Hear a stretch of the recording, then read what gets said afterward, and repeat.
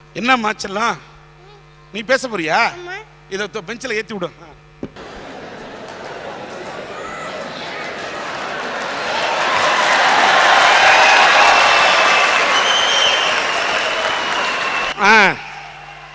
எல்லாருக்கும் இந்த தேனிமோட அன்பான வணக்கம். உனக்கு என் வணக்கம். உன் பேர் என்ன? தேனம்மை. தேனம்மை, பேசு தாயே. குடும்பத்தை பிரிவதை பத்தி பேச வந்திருக்கேன். இங்க என்னன்னா பணத்தை தேடி வந்து கஷ்டப்பட்டுருக்காங்க. அம்மா அப்பா மனைவி கஷ்டப்பட்டுருக்காங்க. அவங்களுக்கு கஷ்டமா என்னன்னு தெரியாது, எனக்கு கஷ்டமா இருக்கு. ஏன் கூட தாத்தா பாட்டி இல்லைன்னாலே கஷ்டமா இருக்கு.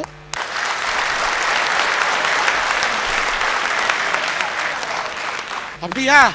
தாத்தா பாட்டினா உனக்கு ரொம்ப பிடிக்குமா? ஆமா. எங்க தாத்தா வந்து வெளில கூட்டிட்டு போவாங்க. நான் பைக்கு முன்னாடி நின்னுக்குவேன். எங்க தாத்தா இதை வாங்கிட்டு அது வாங்கிட்டு கேட்பேன். எல்லாமே வாங்கி தருவாங்க. சார், உங்களுக்கு அம்மா இங்கே வா வா ஆசையும் தாத்தா இலி சோறு போட்டு ஈ துரு ஓட்டு கை வீசுமா கை வீசு, கடைக்கு போகலாம் கை வீசு, முட்டாய் வாங்கலாம் கை வீசு, மெது வத்தீங்களாம் கை வீசு. இந்த பாடல யாரு சொல்லி கொடுத்தான்னு நினைக்கிறீங்க? இந்த பாட்டு யார் சொல்லி? உட்காந்துக்க, அப்படியே உட்காந்துறியா? அப்படியே உட்காந்து உட்காந்து அப்படியே உட்காந்து உட்காந்து நல்ல சமண்டை உட்காந்து உட்காந்து கிடச்சா தெரியலையா?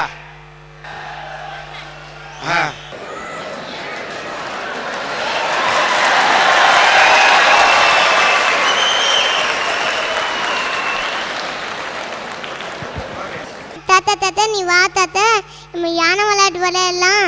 நீ முதுகு குனிக்கு தாத்தா, நான் மேலே ஏறி உட்காந்துக்கிறேன். யானை மேலே அம்பாரு யானை மேலே அம்பாருன்னு வீட்டை சுற்றி சுற்றி வருவேன். சார் சார், நீ உங்களுக்கு பருப்பு கடை விளையாட்டு தெரியுமா சார்? பருப்பு கடை தெரியுமா? இது பருப்பு. எது பருப்பு? இது வந்து பருப்பு சார். இது வந்து பருப்பு. இது குழம்பு. இது காய். இது குழம்பு. இது கூட்டு. இப்படிலாம் சொல்லி சின்ன பிள்ளையா இருக்கும்போது தாத்தா கதை பாட்டி கதையெல்லாம் சொல்லி ஊட்டுவாங்க. சின்ன பிள்ளையா இருக்கும்போது ஊட்டுவாங்க.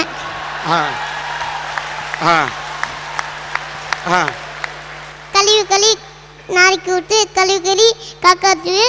ஏன்னா எம்ம மட்டும் சாப்பிடக்கூடாது, அவங்களுக்கும் கொடுத்துட்டு தான் சாப்பிடணும். எல்லாரும் கொடுத்துருந்தா சாப்பிடணுமா? ஆமா. சரி. எனக்கு ஊர்லலாம் ஃப்ரெண்ட்ஸ் எல்லாம் இருக்காங்க. கண்ணாமூச்சிலாம் விளையாடலாம், ஓடி பிடிச்சி விளையாடலாம். ஆனா இங்க வந்து அதெல்லாம் எனக்கு மறந்து போச்சு. இங்க வந்து உன்னால விளையாட முடியல துபாயில? அப்படி இங்க வந்து எனக்கு மறந்து போச்சு. மறந்து போச்சு அதெல்லாம்? எங்க அம்மாட்ட கேட்பேன். எங்க அம்மா சொல்லுவாங்க இப்படி கையை அமைச்சு கம்ப்யூட்டர் விளையாட சொல்லுவாங்க. சார் நீங்களும் சொல்லுங்க சார், கம்ப்யூட்டர் கண்ணாமூச்சி தான் விளையாடணுமா இல்லை ஓடி பிடிச்சி விளையாடணுமா? சபாஷ்.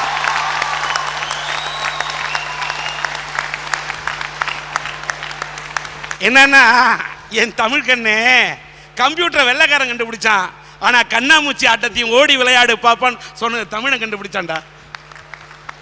சொல்லு. தீபாவளிக்கு எங்க பெரியப்பா சித்தப்பாலாம் வருவாங்க. நிறைய பழம்லாம் செய்வாங்க. ஜாலியா வெடி வெடிக்கலாம். ஆனா இங்க அப்படிலாம் வெடிக்க முடியாது. இங்க வெடி வெடிக்க முடியாது. இங்க வெடி வெடிக்க முடியாதா? நீ சீனி வெடி. ஆகா, உன் சிரிப்பே சரவெடி. அதனால்தான் இந்த தமிழ் நெஞ்சங்களின் கரவெடி. அப்புறம் வெடி வெடிக்க முடியல. பொங்கலுக்கு கரும்பு சாப்பிடலாம். ஆனா இங்க கொஞ்சம் தான் சாப்பிட முடியும், அங்கன்னா நிறைய கரும்பு சாப்பிடலாம். அப்புறமா நான் பிறந்து ஒரு வருஷம் கழிச்சு வந்தேன். எங்க அப்பா பார்த்தாங்க, எங்க அப்பாவுக்கு லீவு கிடைக்கல அப்படின்னு எங்க தாத்தா சொன்னாங்க. அப்புறம் சார், எனக்கு தாத்தா பாட்டி பார்க்கணும்னு ஆசை சார். உனக்கு தாத்தா பாட்டி பார்க்கணும் ஆசையா? ஆமா சார். சரி. எங்க அப்பா சொன்னா நான் கேட்க மாட்டாங்க. நீங்க தான் எங்க அப்பா சொல்லி தாத்தா பாட்டியை விட்டு சொன்னோம். சரி, தாத்தா பாட்டி இங்க அழைச்சிருந்துருன்றியா? ஆமா. என்னையே அங்க தாத்தா பாட்டியை விட்டு சொல்றேன். உன்னை வந்து உங்க தாத்தா பாட்டி கிட்ட விட்டுற சொல்றியா? சபாஷ். அப்பாட்ட சொல்றேனா? இருந்தாலும் இப்ப தாத்தா பாட்டியை பார்க்க முடியாத அந்த பிரிவு தான் உன்னை வாட்டுதுன்றியா?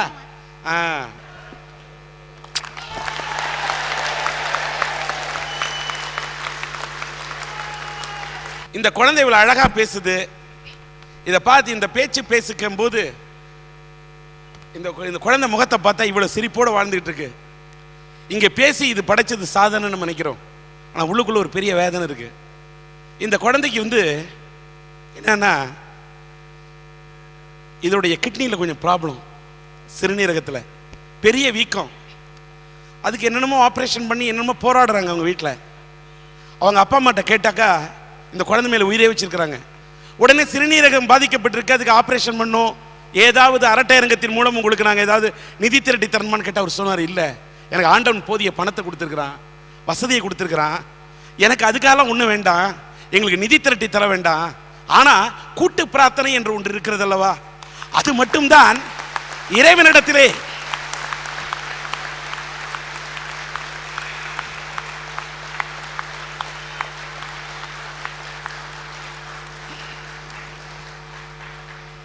இறைவனிடம் கையேந்துங்கள் அவன் இல்லை என்று சொல்வதில்லை என்று ஒரு பாடலில் நாகூர் அனிஃபா அவர்கள் பாடுவார்கள். அதே போல இந்த அரட்டை அரங்கத்தை பார்க்கக்கூடிய நல்ல நெஞ்சங்கள், மனித நேயம் படைத்தவர்கள், இந்த தேனமைக்காக இவர் உடல் நலம் பெற வேண்டும், நல்ல நலம் பெற்று வளம் பெற்று இறைவன் அருளால் நன்றாக வாழ வேண்டும் என்பதற்காக இந்த அரட்டை அரங்கத்தை, இந்த அரங்கத்தில் இருப்பவர்கள் மட்டுமல்ல, சன் டிவியினுடைய அரட்டை அரங்கத்தை தொலைக்காட்சியிலே பார்க்கக்கூடிய அத்தனை தமிழ் நெஞ்சங்களும் நல்ல இதயங்களும் இந்த குழந்தை நலம் பெற பிரார்த்தனை செய்ய வேண்டும் என்பதை மட்டுமே என்னுடைய கோரிக்கை அங்கே வைக்கின்றேன். God bless you.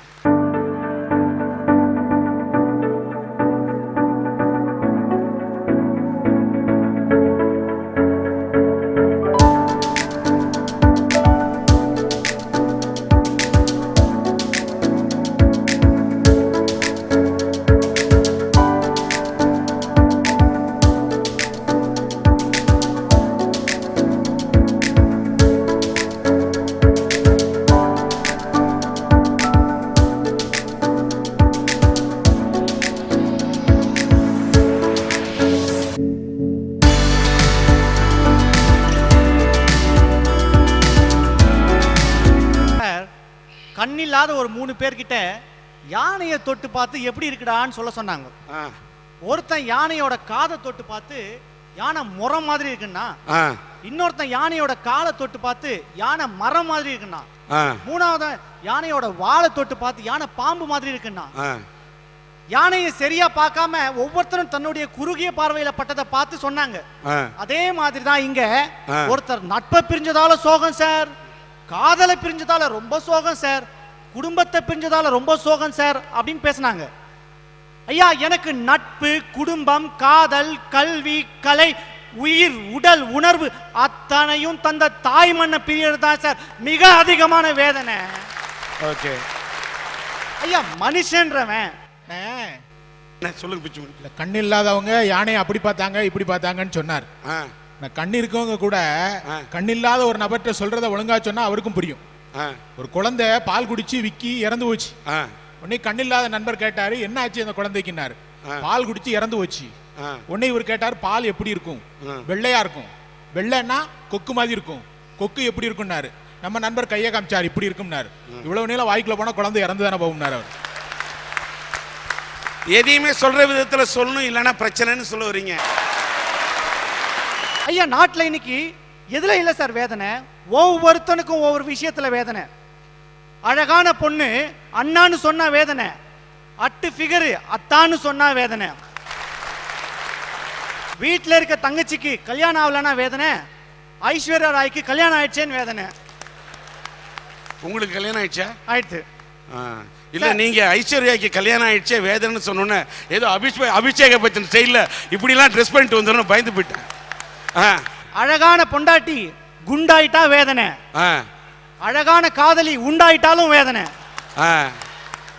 ஐயா, பரீட்சையில பாஸ் மார்க் இல்லைன்னா வேதனை, தெருமுனையில டாஸ்மார்க் இல்லைனாலும் வேதனை. இந்தியாவில தான் டாஸ்மார்க்னா இங்க வந்து டாஸ்மார்க்கா? ஓகே. விசிட் விசால வந்து வேலை கிடைக்கலனா வேதனை, வேதனை கிடைச்சும் சம்பளம் கிடைக்கலனா இன்னும் வேதனை. என் தாய் மண்ணில் வாழ்கிற வாழ்க்கையில மொழி சண்டை, ஜாதி சண்டை, மத சண்டைன்னு ஆயிரம் பிரச்சனைகள் இருந்தாலும் அந்த வாழ்க்கையில ஒரு உயிர் இருக்கு, ஒரு ஜீவன் இருக்கு. ஆனால் இந்த வெளிநாட்டில் வாழும் வாழ்க்கையில் ஒரு செயற்கை இருக்கு சார், ஒரு வெறுமை இருக்கு. ஐயா, ஒரு சிலவங்க சொல்றாங்க, உனக்கு என்னையா வேதனை, நாட்டில் விஞ்ஞானம் எவ்வளவோ வளர்ந்தாச்சு, கம்ப்யூட்டர் எவ்வளோ வந்தாச்சு, டெலிஃபோன் எல்லாம் வந்தாச்சு, ஒரு 3 தினம் கொடுத்தினா இன்டர்நெட்டில் குடும்பத்தோட என்ன கடவுளோடைய சேட்டிங் பண்ணிடலாம் அப்படின்னு சொல்கிறாங்க. ஐயா, என் தாய் நாட்டில் கிடைக்கிற சில விஷயங்களை நான் சொல்கிறேன். மார்கழி மாதத்து குளிர், தாலாட்டாய் ஒலிக்கும் சுப்பிரபாத இசை, அன்று மலர்ந்த ரோஜாக்கள் போல் அழகான என் தமிழ் பெண்கள், தெருவடைத்த மாக்கோலம், தெவிட்டாத என் தீந்தமிழ், என் வீட்டு ஜன்னல் கம்பிகளில் உட்கார்ந்து உடற்பயிற்சி செய்யும் சிட்டுக்குருவிகள், பாடி முடித்த பறவைகளுக்கு தாலாட்டாய் மரம் தட்டும் கிளைகள். என் தாய் நாட்டில் இப்படி ரசிக்கிறதுக்கும் உயிர் வரை சிலிர்க்கிறதுக்கும் ஆயிரம் விஷயம் இருக்கு சார். அத்தனை விஷயமும் நான் சுவாசிக்கிற காத்து வழியா என் உடம்புல இருக்க ஒவ்வொரு செல்லுலையும் உறைஞ்சிருக்கு. என்னங்க சொல்லுங்க. நான் அவரு தாய்நாட்டுல மாக்கோலத்தை பார்த்தாரு, பூக்கோலத்தை பார்த்தாரு, சிட்டுக்குருவியை பார்த்தாரு. ஆனா டீ கடை பெஞ்சில வெட்டியா ஒரு கோஷ்டி இருக்கு, அதை பார்த்தாரா? குழாயடி சண்டியில குடுமைய பிடிக்கான அதை பார்த்தாரா? குடிச்சு போட்டு தெருவில் குப்புற கிடக்கான அதை பார்த்தாரா? அவர் சொன்னதுக்கு ஒரு சின்ன உதாரணம் சொல்றேன். சொல்லுங்க சார். ஒரு பூவும் சாக்கடையும் பக்கத்துல இருந்தது வச்சுங்க. ஒரு வண்டு நேரா வந்து பூல உட்காருது, பூவோட தேனை குடிக்குது, அது வண்டோட ரசனை. ஆனா அதே ஒரு கொசு எடுத்துட்டு வச்சுங்க, நேரா போய் சாக்கடையில உட்காரும், ஏன்னா அது சாக்கடையோட ரசனை. உங்களுக்கு விவரம் அவ்வளவுதானே. இப்ப எங்க ஊர்ல கொசு எல்லாம் வண்டு மாதிரி இருக்கு, 10 கொசு சேர்ந்தா ஆளை பேக்கப் பண்ணிருதுனே.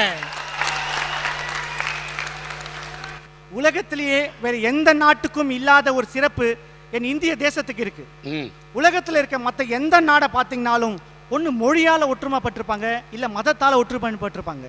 இப்போ அமெரிக்காவை எடுத்தீங்கன்னா எல்லாரும் ஆங்கிலத்தில் பேசுவான், பாகிஸ்தான் எடுத்தீங்கன்னா எல்லாரும் உருதுல பேசுவாங்க.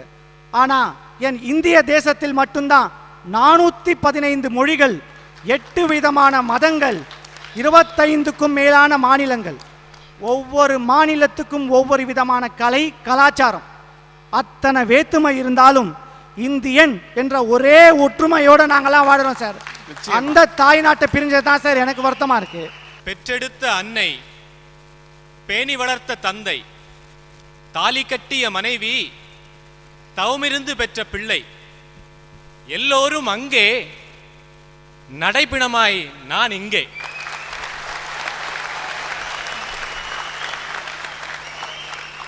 அத்தனை குடும்பத்தையும் கரைக்கு அப்பால் விட்டுவிட்டு கடலை கடந்து இந்த பாலைவன மண்ணிலே தன்னன் தனியாக தவித்துக் கொண்டிருக்கின்றானே லட்சோப லட்சம் தமிழன்.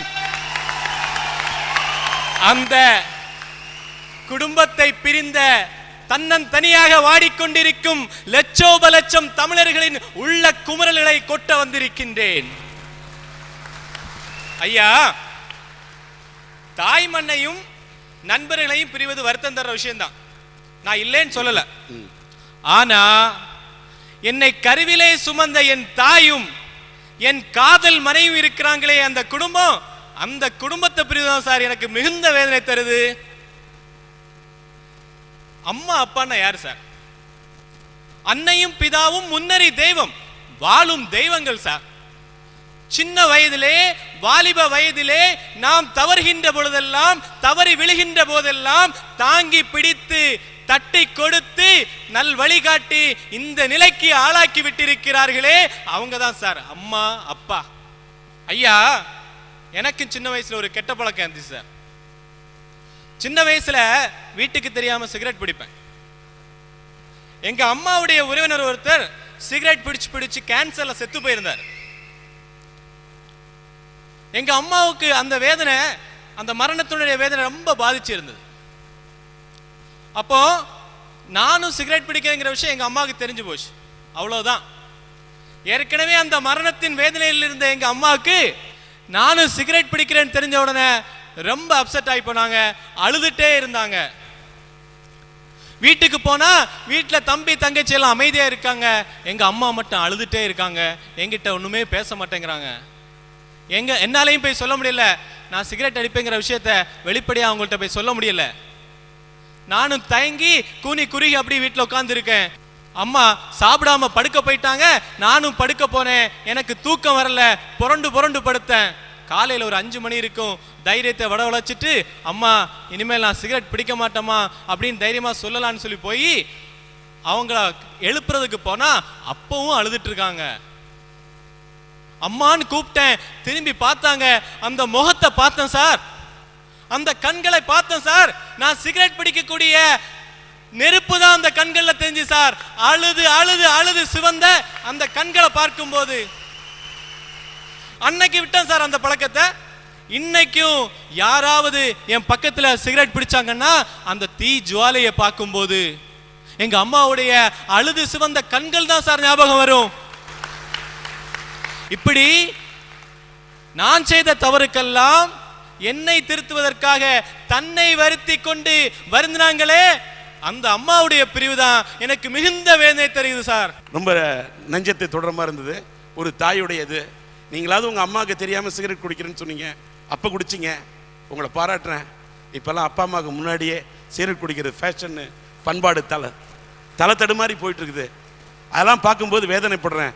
ஒரு தாய் வேதனை அடைகிறாளே என்ற காரணத்துக்காக தன் தாயின் கண்ணீரை துடைக்க வேண்டும் என்பதற்காக ஒரு சிகரெட்டை புகையை பிடிக்க கூடாது என்று தன்னை மாற்றிக்கொண்ட உன்னுடைய கரத்தை பார்க்கும்போது நான் என்னுடைய சிறந்தாழ்த்தி உன்னை மதிக்கின்றேன்.